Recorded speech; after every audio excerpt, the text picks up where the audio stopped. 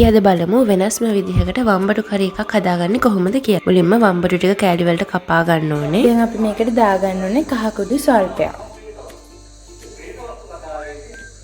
ලුණු කුඩු ස්වල්පයක් රස පදමට දාගන්න. හයි ලුණු කුඩුයි දාලා මික්ස් කරගත්තට පස්සේ මෙන්න මෙහෙම තමයි තියෙන්නේ.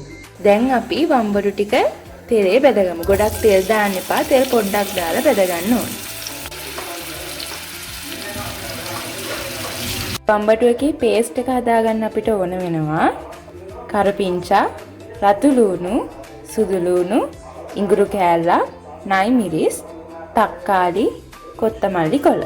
තව ළමයි මේකට දාගන්න ඕනේ මිරිස් කුඩු, 3-5 කුඩු, ඒ වගේම අබ කුඩු ස්වල්පයක්.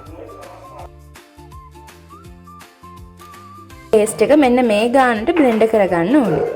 වම්බටු ටික මෙන්න මේ ගානට බැදුනට පස්සේ අපි හදාගත්ත පේස්ට් එක මේකට දාගන්න ඕනේ.